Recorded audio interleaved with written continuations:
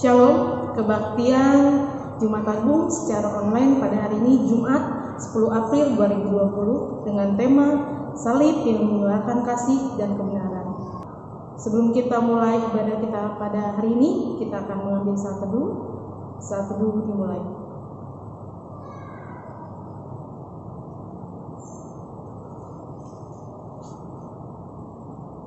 Saat teduh selesai. Saya akan membacakan warta hari ini sesuai dengan himbauan dari pemerintah, PGI, Majelis Sinode GKP, dan Majelis GKP Jatiasi, maka tidak dilaksanakannya perjamuan kudus dan perayaan Paskah bagi sekolah minggu, tetapi tetap diadakan ibadah secara online.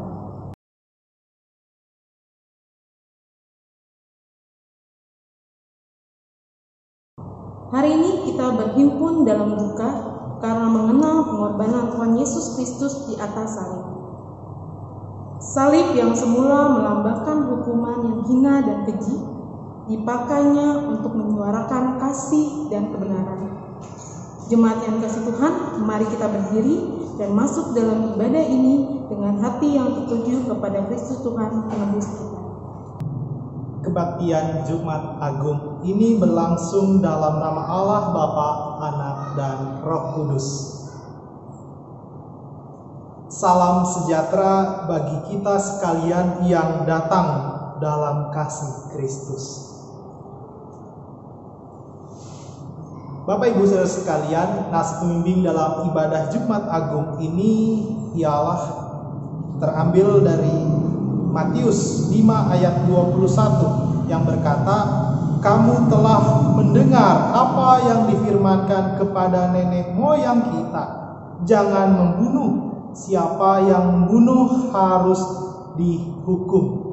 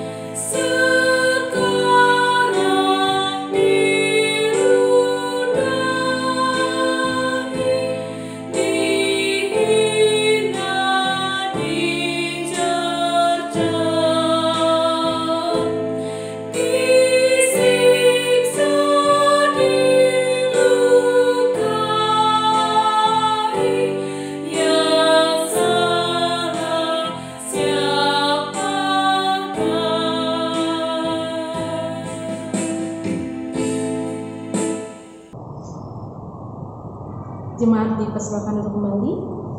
kita akan masuk litani pengenangan Kristus. O Kristus yang tersalib, Putra Allah yang dikandung dari Roh Kudus, lahir dari darah Maria, Engkaulah firman Allah yang kekal. O Kristus yang tersalib, Engkau bersemayam di tempat maha tinggi, bertahta di bait suci Allah, nyala api kasih-Mu hingga ke bumi.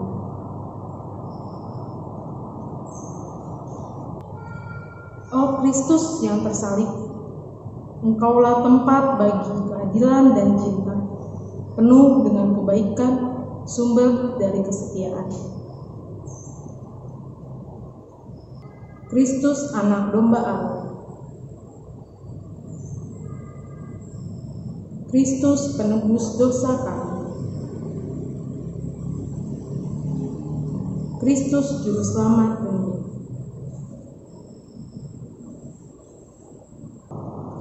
Jemaat yang dikasihi Tuhan, kita masuk dalam pengakuan dosa. Mari kita mengaku dosa di hadapan Allah yang Maha Kudus. Diawali dengan saat teduh secara pribadi. Saat teduh dimulai.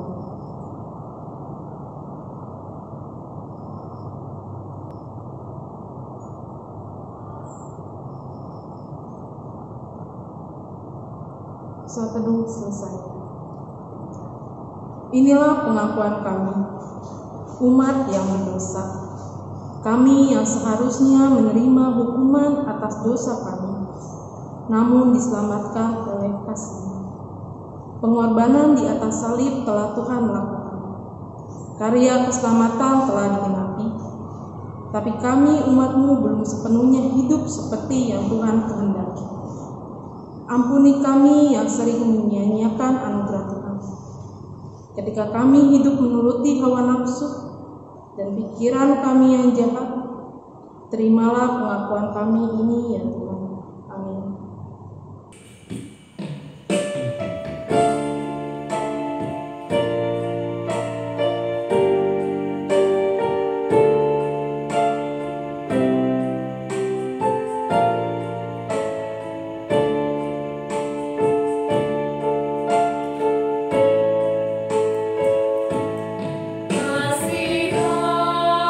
Kasihanilah aku yang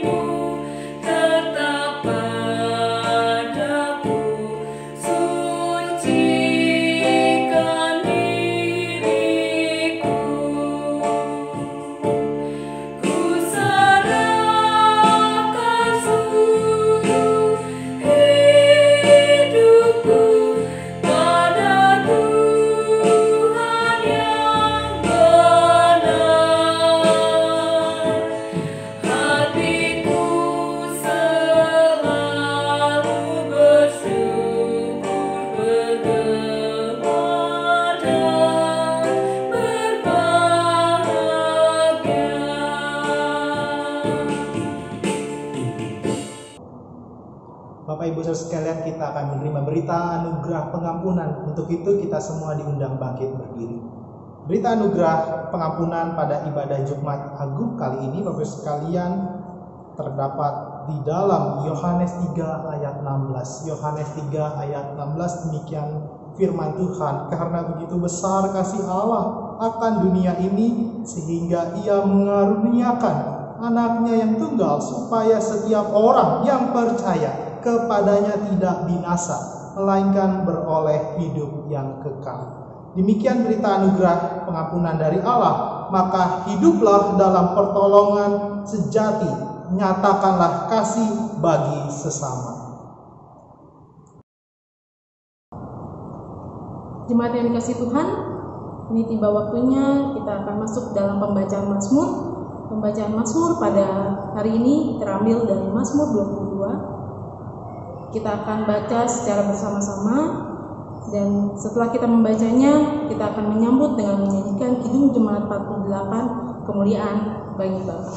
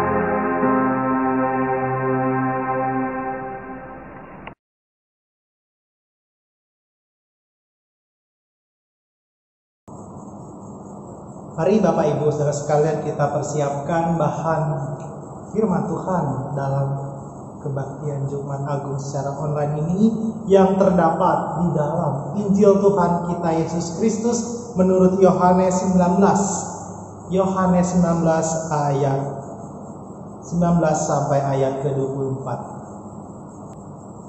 Dengan judul yang diberikan oleh Lembaga Alkitab, Yesus disalib. Jika kita sudah mempersiapkan bahan bacaan firman Tuhan, mari kita persiapkan hati dan pikiran kita melalui doa. Kita bersatu dalam doa. Allah yang Maha Kasih, Allah yang dapat kami sapa sebagai Ibu dan Bapa kami, dan Allah yang telah mengorbankan dirinya melalui antara Tuhan kami Yesus Kristus, dan Allah yang sama itu tidak pernah meninggalkan kami oleh kuasa Roh Kudus. Ya Allah yang Maha Kasih, Jumat Agung ini kami rayakan dengan penuh keterbatasan. Engkau tahu ya Allah apa yang sedang melanda di dunia ini, apa yang sedang melanda di Indonesia dan secara khusus di sekitar kami ya Allah. Maka dari itu ya Allah, Kami mau mencari firman kebenaran-Mu, yang dari sana kami tetap tenang, yang dari sana kami dapat mengetahui arti salib untuk memperdengarkan kasih, untuk memperdengarkan damai kepada sesama, bahkan damai kepada hati pribadi lepas pribadi. Pakailah kami pribadi lepas pribadi ya Tuhan untuk tetap tenang dan mendengarkan firman-Mu, terlebih hamba-Mu dalam berbagai keterbatasan, dan juga kami mohon setiap fasilitas yang kami pakai melalui media digital ini menjadi alat Engkau untuk mendatangkan ketenangan, untuk mendatangkan berkat-Mu ya Allah. Ke dalam nama Tuhan Yesus kami mohon dan berdoa. Amin. Mari Bapak Ibu saudara sekalian, kita bacaan kita dari Injil Tuhan kita Yesus Kristus dari Yohanes 19 ayat 19 sampai ayat ke-24. Demikian firman Tuhan. Dan Pilatus menyuruh memasang juga tulisan di atas kayu salib itu. Bunyinya, Yesus orang Nazaret, raja orang Yahudi. Banyak orang Yahudi yang membaca tulisan itu, sebab tempat di mana Yesus disalibkan letaknya dekat kota, dan kata-kata itu tertulis dalam bahasa Ibrani, bahasa Latin, dan bahasa Yunani. Maka kata imam-imam kepala orang Yahudi kepada Pilatus, "Jangan engkau menulis raja orang Yahudi, tetapi bahwa ia mengatakan, 'Aku adalah raja orang Yahudi.'" Jawab Pilatus, "Apa yang kutulis tetap tertulis." Sesudah prajurit-prajurit itu menyalibkan Yesus, mereka mengambil pakaiannya lalu membaginya menjadi 4 bagian, untuk tiap-tiap prajurit 1 bagian, dan jubahnya juga mereka ambil. Jubah itu tidak berjahit dari atas ke bawah, hanya 1 tenunan saja. Karena itu mereka berkata seorang kepada yang lain, "Janganlah kita membaginya menjadi beberapa potong, tetapi baiklah kita membuang undi untuk menentukan siapa yang mendapatkannya. Demikianlah hendaknya supaya genaplah yang ada tertulis dalam kitab suci. Mereka membagi-bagi pakaianku di antara mereka, dan mereka membuang undi atas jubahku." Hal itu telah dilakukan prajurit-prajurit itu. Bapak Ibu sekalian, sedemikian jauh firman Tuhan, apa yang dikatakan oleh Tuhan Yesus. Demikian berbahagia bagi kita yang tidak hanya mendengarkan firman Tuhan, namun melakukan dalam kehidupannya sehari-hari. Hosiana.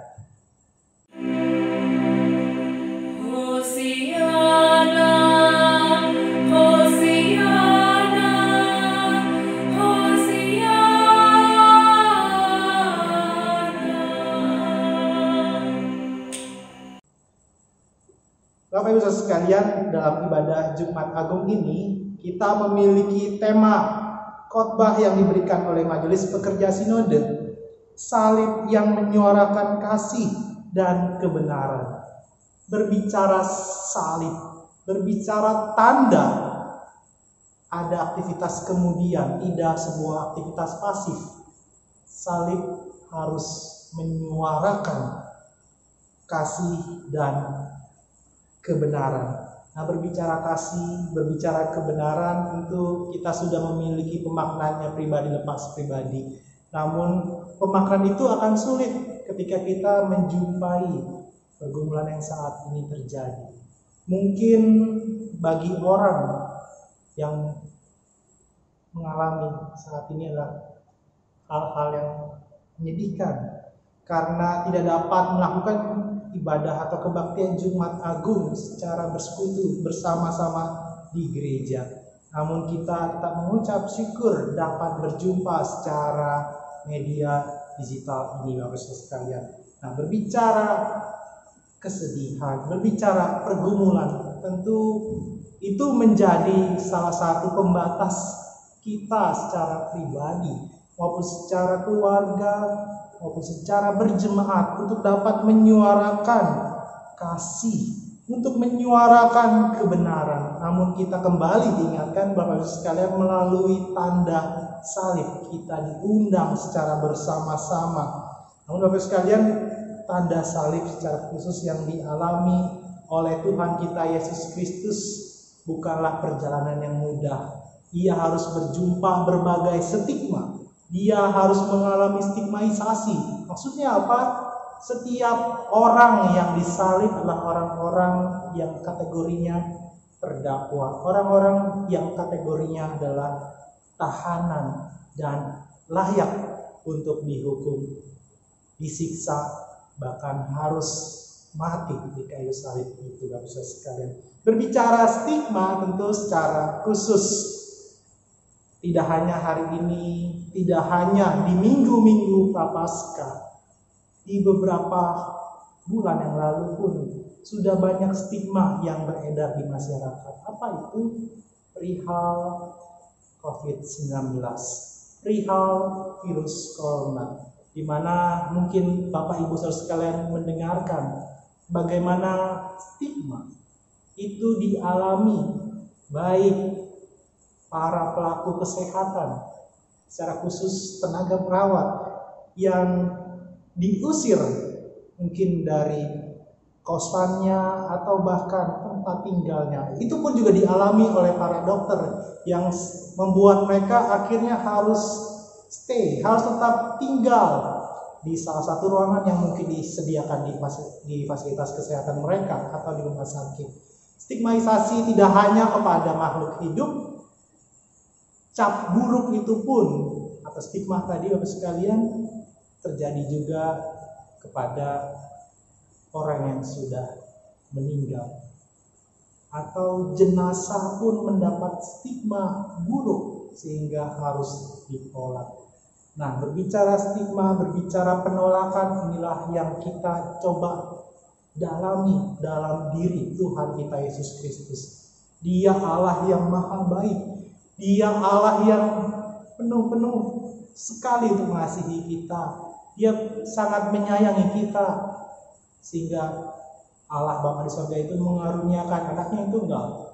Seperti tadi dalam berita anugerah pengampunan kita mendengarkan Yohanes 3:16, karena begitu besar kasih Allah akan dunia ini sehingga Ia mengaruniakan anaknya itu enggak supaya barang siapa percaya kepadanya tidak binasa, melainkan beroleh hidup yang kekal. Itu tanda kasih Allah. Namun apa yang direspon oleh dunia pada saat itu, ia harus distigma, ia harus menerima hal-hal buruk melalui apa? Salib. Salib tidak bisa dalam cerita dan yang kita imani. Salib itu Bapak sekalian tidak dapat menyembunyikan sang kebenaran, tidak dapat menyembunyikan sang maha kasih itu.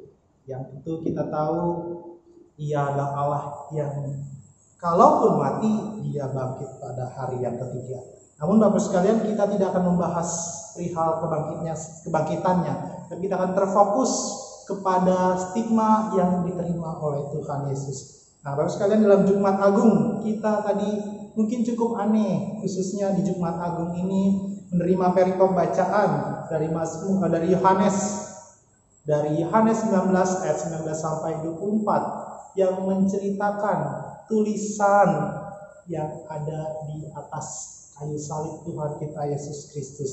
Mungkin ini menjadi kali pertama, khususnya secara sinodal GKP, Bapak sekalian, kita mendengarkan bahan terfokus kepada tulisan. Lalu apakah tubuh Yesus tidak penting? Tidak, Bapak sekalian, tapi kita akan melihat bagaimana suara salib itu menyuarakan kasih. Suara salib itu menyuarakan kebenaran. Kalaupun ia ditempelkan sebuah tulisan, tapi tulisan itu menyuarakan kasih, tulisan itu menyuarakan kebenaran. Dari mana kita tahu, Bapak sekalian? Tulisan yang dibuat oleh Pontius Pilatus, sang wali negeri, atau bahasa kita gubernur tanah Yehuda, berbicara hal-hal yang menarik, berbicara ada autokritik yang dilakukan Pontius Pilatus kepada tokoh-tokoh agama saat itu. Nah, Bapak sekalian, kita lihat secara khusus di ayat 19. Di ayat 19 kita lihat Injil Yohanes mencatatnya ada 3 bahasa. bahasa Ibrani, bahasa Yunani, dan bahasa Latin. Berbeda dengan secara sinoptik, secara Injil sinoptik, baik Matius, Markus maupun Lukas tidak mencatat sedetail ini. Yohanes mencatatnya secara detail. Ada 3 bahasa yang dituliskan oleh Pontius Pilatus di atas kepala Tuhan kita Yesus Kristus. Nah, Bapak Ibu sekalian, secara khusus Yohanes mempersaksikan tulisan Pontius Pilatus tersebut di ayat 19 sampai ke ayat 20 itu memiliki pemaknaan. Apa itu Bapak sekalian? Kenapa harus sibuk sih menulis 3 bahasa? Tadi disebutkan ada bahasa Ibrani. Mengapa? Bahasa Ibrani saat itu adalah bahasa keagamaan atau bahasa nasional mereka, namun lebih tekanannya adalah bahasa keagamaan. Lalu apa utamanya bahasa Yunani? Bahasa Yunani merupakan bahasa kerajaan yang pada saat itu Bapak sekalian, kalaupun bangsa Israel, kalaupun orang-orang Yehuda dijajah oleh kekaisaran Romawi, saat itu kebudayaan Helenisme sedang kuat. Apa itu Helenisme? Orang-orang berbicara dengan bahasa Yunani, sekalipun yang menjajah adalah Roma. Harusnya mereka berbahasa Italia atau mungkin bahasa Latin pada saat itu. Tapi tidak, setiap jajahan dari Roma berlaku bahasa Yunani. Lalu bahasa yang ketiga, apa itu? Bahasa Latin. Bapak Ibu sekalian, bahasa Latin itu bahasa orang-orang kelas atas, orang-orang kelas akademis, atau kemudian Bapak sekalian menjadi orang yang memiliki tingkat intelektual yang tinggi. Artinya Bapak sekalian, Pontius Pilatus menuliskan 3 bahasa tersebut di atas kayu salib Tuhan kita Yesus Kristus, ingin membicarakan, ingin memberi tanda. Apa sih tandanya? Kita sudah melihat tadi dalam bacaan kita secara khusus. Bapak Ibu sekalian, dalam Yohanes 19 dikatakan ayat 19, Yohanes 19 ayat 19, Yesus orang Nazaret, raja orang Yahudi. Demikian tulisan yang sangat-sangat detail, 3 bahasa, Ibrani, Yunani, dan Latin. Inilah penegasan khusus dari Pontius Pilatus. Loh, kok untuk apa Pilatus menuliskan itu? Bapak Ibu sekalian, ini berbicara latar belakang lokasi. Kenapa di tempat yang terjadi adalah di Bukit Golgota? Nah, di antara Golgota dan Yerusalem merupakan salah satu akses. Maksudnya apa? Dari manapun orang akan melalui atau dapat melihat Bukit Golgota baru masuk ke dalam Yerusalem. Atau kita dapat melihat dalam Markus 15 ayat 21. Di dalam Markus 15 ayat 21 ada seseorang yang diperintahkan oleh prajurit Romawi untuk memikul salib Yesus. Siapa Bapak Ibu? Betul. Simon Kirene. Artinya ini menjelaskan jalur Kalvari yang dilalui Tuhan Yesus dari Yerusalem menuju Golgota itu adalah jalur orang yang biasa dari luar kota untuk masuk ke dalam kota Yerusalem, dan sangat-sangat padat. Lalu untuk apa Pontius Pilatus sengaja menuliskan 3 bahasa itu? Nah, ada maksudnya Bapak sekalian. Kita melihat secara khusus apa yang membuat orang-orang marah, khususnya Bapak sekalian dalam ayat 21 mereka protes kepada Pontius Pilatus. Jangan engkau menulis raja orang Yahudi, tetapi bahwa ia mengatakan aku adalah raja orang Yahudi. Inilah protes dari para imam atau tokoh-tokoh agama saat itu yang tidak mau Pontius Pilatus menuliskan hal tersebut. Lalu marah loh Pontius Pilatus ini Bapak Ibu sekalian, khususnya di ayat 22. Apa yang kutulis tetaplah tertulis. Apa yang kutulis tetap tertulis. Apakah Pontius Pilatus itu memiliki arogansi atau tipikal orang suka marah? Tidak, Bapak sekalian. Pontius Pilatus secara khusus mengetahui apa yang sudah dialami, apa yang isu-isu beredar. Secara khusus Bapak Ibu sekalian nanti dapat membuka dalam Yohanes pasal pertama. Di Yohanes pasal pertama, atau mungkin Bapak Ibu mengingat kisah di mana Tuhan Yesus mau dibaptis. Orang-orang atau imam-imam baik Saduki, Farisi bertanya kepada sang pembaptis atau Yohanes Pembaptis dalam Yohanes pasal 1 itu, "Siapakah engkau?" Kemudian, "Aku bukan Elia, aku bukan Mesias." Sederhananya seperti itu, tapi dia menunjuk kepada Tuhan Yesus.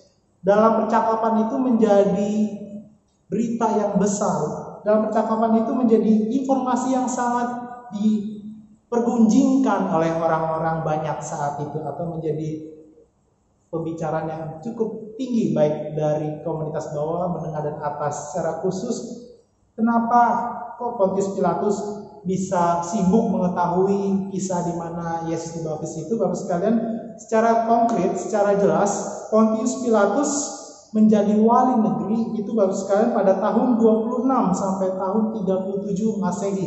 Lalu tahun 30, kira-kira kurang lebih tahun 30 Yesus dibaptis. Artinya dari tahun 26 Masehi sampai 37 Masehi itu Pontius Pilatus sebagai wali negeri harus mengetahui apa sih isu-isu yang sedang dipercakapkan di tanah Yehuda itu.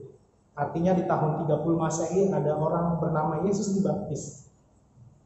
Ini juga memiliki arti mengapa tadi Pontius Pilatus cukup tegas. Apa yang tertulis demikian.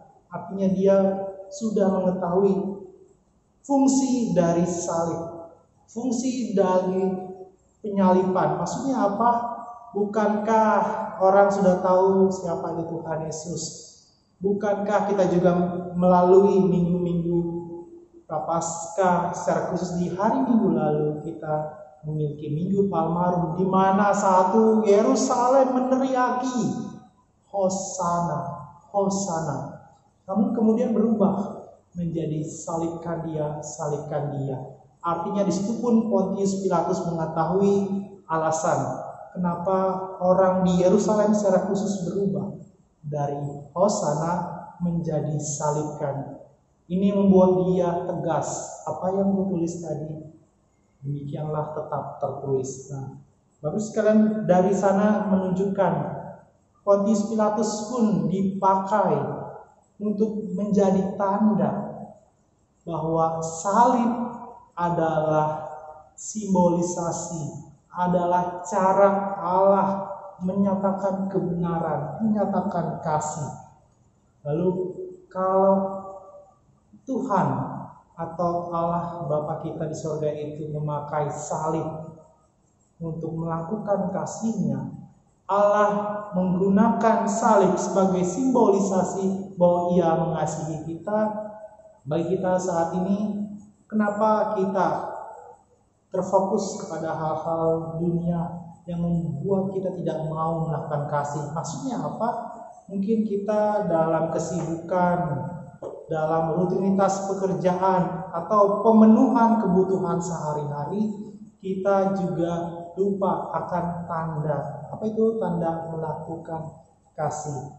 Nah, tulisan di kayu salib yang harusnya menyatakan sebuah dakwaan beralih menjadi sebuah proklamasi. Begitupun juga kita dalam kehidupan sehari-hari. Sehari-hari ini sedang beredar COVID-19. Sehari-hari ini ada berbagai pergumulan bagi kantor, dunia pekerjaan, di tempat pendidikan, bahkan di gereja. Bagaimana mau melakukan kasih padahal kita terbatas, padahal ada himbauan. Bagaimana kami mau merayakan, khususnya di Jumat Agung kita tidak dapat merayakan sakramen perjamuan kudus. Tapi apakah tanda sakramen kudus itu tidak kita lakukan membatasi kita untuk tetap melakukan kasih? Nah, ini menjadi ajakan Bapak Ibu sekalian, salib tidak boleh berhenti disuarakan. Tanda kasih dari Allah itu harus terus dibunyikan bagi siapapun yang mungkin kurang mendapat kasih, kurang mendapat perhatian, dan lain sebagainya. Secara khusus mungkin kita sudah tahu bagaimana stigmatisasi bagi orang tadi paling sederhana COVID-19 itu, atau bagi orang lain yang dicap negatif. Bagi kita juga secara khusus dalam urusan gereja. Kok kita tidak bisa ibadah Jumat Agung? Kok kita tidak sakramen perjamuan kudus? Atau kok sakramen perjamuan kudus itu dipending atau ditunda? Kiranya tidak itu yang menjadi masalah, tapi kita melihat masalah yang paling utama. Apa itu? Mampukah kita menyuarakan salib itu dengan tetap konsisten melakukan kasih, tetap konsisten melakukan kebenaran bagi kehidupan sehari-hari kita. Sekalipun orang tidak mengasihi kita, sekalipun orang tidak berbuat benar kepada kita, mampukah kita melakukan kasih? Mampukah kita melakukan kebenaran kepada orang yang mungkin tidak berbuat kasih atau orang tidak mampu berbuat kebenaran? Oh, itu tidak mungkin. Saya nggak bisa. Saya mau mata ganti mata, gigi ganti gigi. Oke, baik Bapak Ibu, Anda bisa melakukan seperti itu. Tapi Tuhan pun bisa demikian kepada kita yang sudah berbuat dosa, sudah melakukan banyak kesalahan baik tidak maupun sengaja. Tuhan pun bisa melakukan prinsip mata ganti mata, gigi ganti gigi. Tapi Dia tidak. Dia memberikan anaknya yang tunggal untuk mati di kayu salib, untuk menyuarakan kasih, untuk menyuarakan kebenaran. Kita pun diajak Bapak Ibu sekalian di Jumat Agung ini untuk tetap menyuarakan kebenaran, untuk menyuarakan kasih kepada setiap orang yang tidak melakukan kasih, yang tidak memiliki sikap kebenaran dalam kehidupannya. Kita diajak untuk menjadi pembawa kebenaran, pembawa kasih, seperti Tuhan itu sendiri membawa kasih kepada kita. Selamat memaknai Jumat Agung, selamat memberikan utamanya suara-suara kasih, suara-suara kebenaran bagi siapapun di sekitar kita. Tuhan memberkati. Amin. Bapak Ibu Saudara sekalian, seperti tema tadi, kita diundang untuk menyuarakan kebenaran dan kasih. Pada saat ini juga Komisi Pemuda Remaja GKP Jemaat Jati Asih akan menyuarakan waktu Tuhan.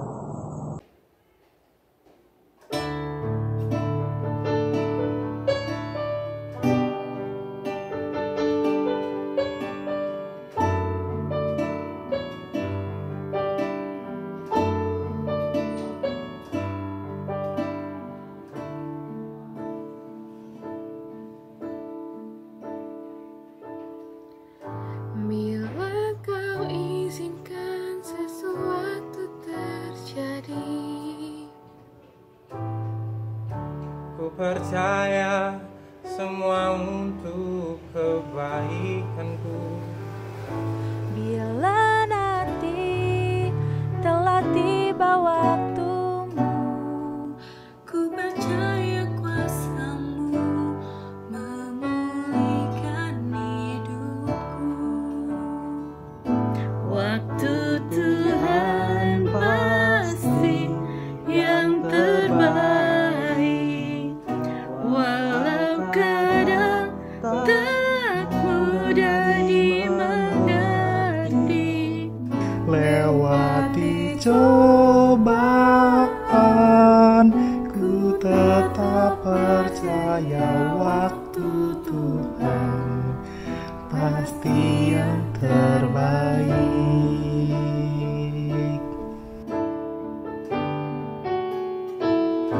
Bila kau izinkan sesuatu terjadi, ku percaya semua untuk kebaikanku. Bila nanti telah tiba waktumu, Percaya kuasa-Mu memulihkan hidupku. Waktu Tuhan pasti yang terbaik, walau kadang tak mudah dimengerti.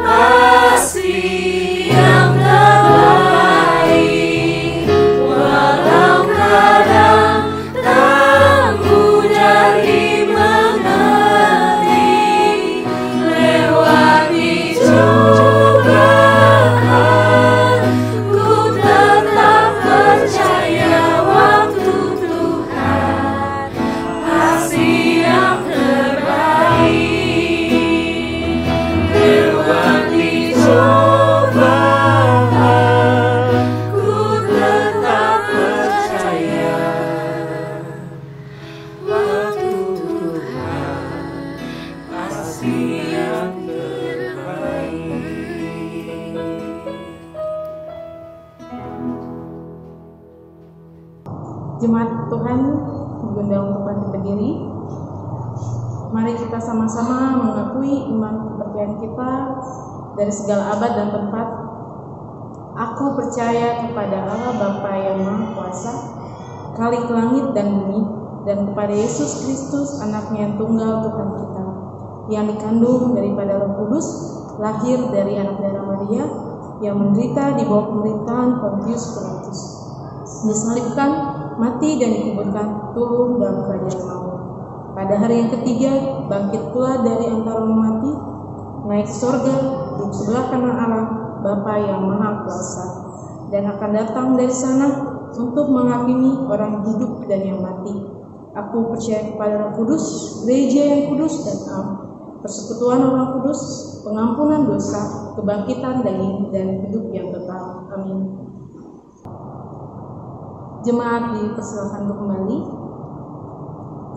Kini tiba saatnya kita akan memberikan persembahan syukur kita. Marilah kita memberi persembahan syukur kita dan ingatlah firman Tuhan yang terambil dari Amsal 3 ayat 9 sampai 10 yang berkata demikian. Muliakanlah Tuhan dengan hartamu dan dengan hasil pertama dari segala penghasilanmu. Maka lumbungmu akan diisi penuh sampai melimpah-limpah, dan bejana pemerahanmu akan meluap dengan air buah anggur.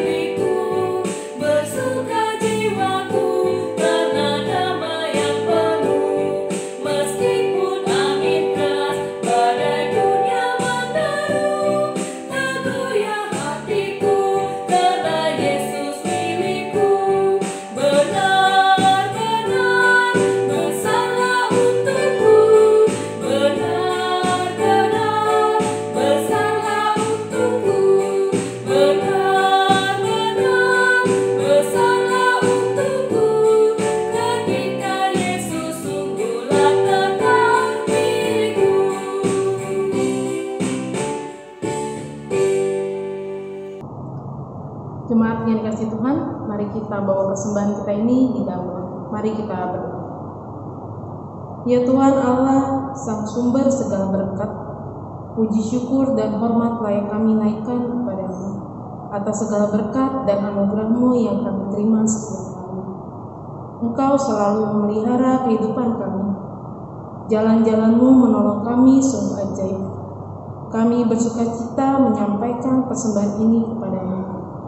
Ajarlah kami agar tidak menjadikan kesulitan dan kekurangan sebagai alasan kami menutup diri untuk menjadi berkat bagi sesama. Terpujilah Tuhan. Amin.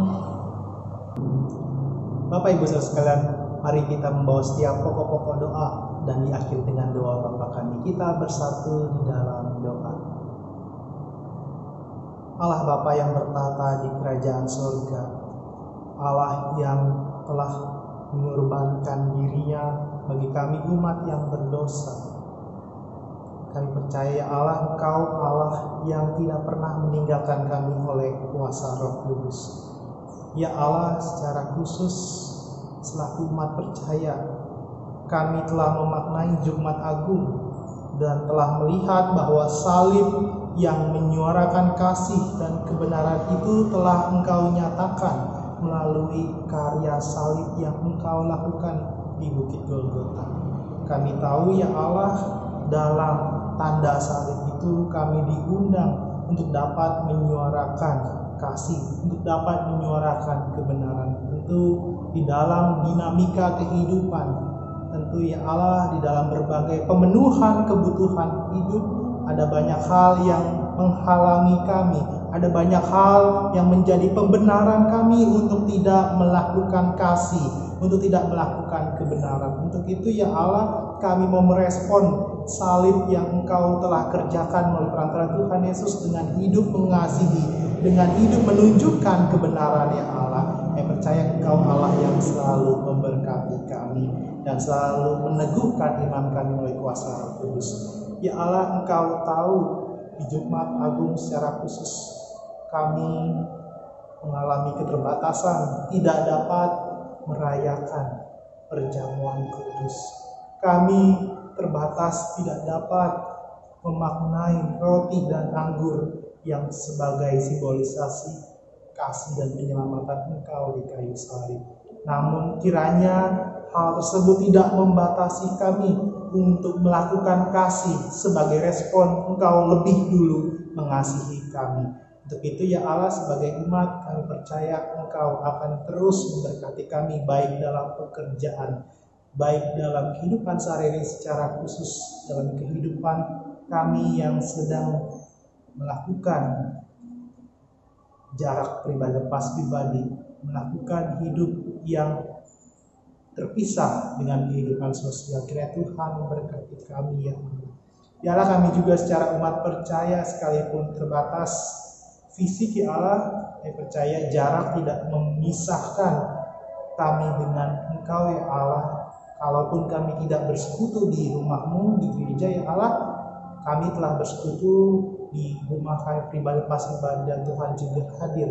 Kami mendoakan juga secara khusus ya Allah untuk umat Tuhan pribadi lepas pribadi, baik mereka tenaga medis, baik mereka tenaga pemerintah ya Allah, Engkau berkati dalam proses penanganan COVID-19 ini ya Allah.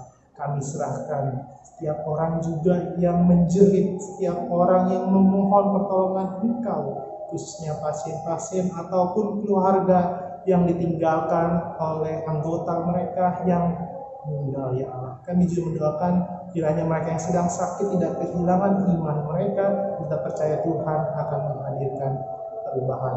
Kiranya Tuhan hadir dalam kehidupan mereka pribadi pasti banyak. Tuhan Allah yang Maha Baik, kami juga membawa dalam doa untuk bangsa Indonesia ya Tuhan, untuk kembali kuat ya Tuhan. Kalaupun ada kondisi ekonomi, kalaupun ada berbagai keterbatasan kami untuk melakukan aktivitas sosial, kiranya Tuhan memberkati laju pertumbuhan ekonomi secara khusus di Indonesia maupun juga di dunia ya Allah. Tuhan, kami juga mengingat persekutuan kami Gereja Kristen Pasundan Jemaat Jati Asih ya Allah. Kau berkati secara khusus majelis jemaat. Kami membawa juga dalam doa Ibu Pendeta Novina. Kami juga membawa doa untuk pengawas pembendara jemaat, Komisi Membantu Setempat TK Kristen Pasundan Jati Asih ya Allah. Kami juga membawa dalam doa komisi-komisi pelayanan baik kategorial maupun non kategorial ya Allah. Kiranya pribadi lepas pribadi Tuhan pakai dan Tuhan jadikan berkat. Ya Allah yang Maha Baik, kami serahkan setiap orang juga dalam keluarga kami yang mungkin sedang sakit. Kami serahkan mereka dalam tangan kasih karunia Tuhan.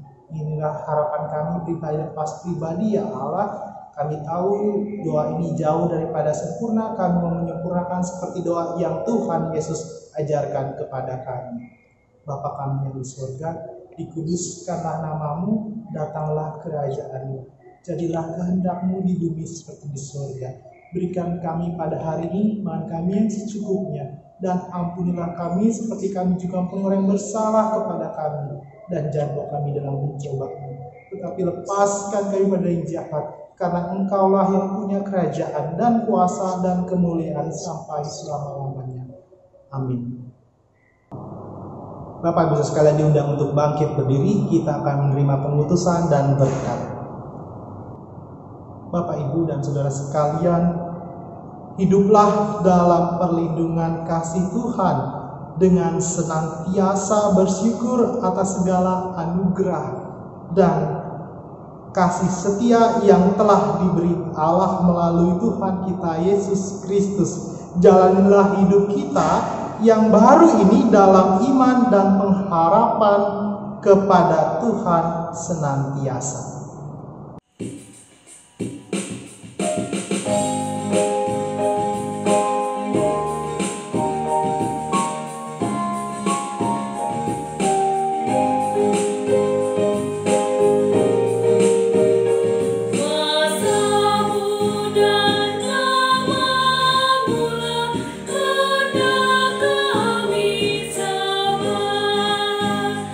Dan karena itu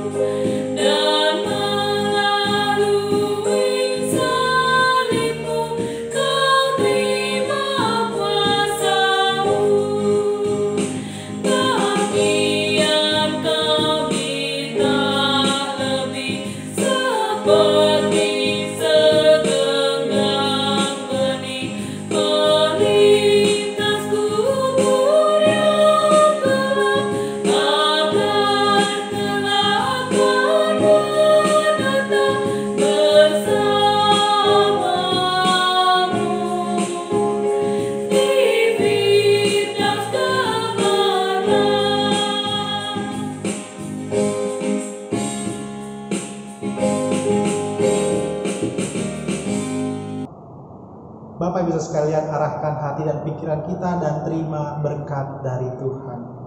Tuhan kiranya menyertai dan memelihara kita. Tuhan kiranya menyertai kita dengan wajah-Nya. Tuhan mengasihi kita. Tuhan kiranya menunjukkan wajah-Nya kepada kita dan mengaruniakan damai sejahtera. Amin.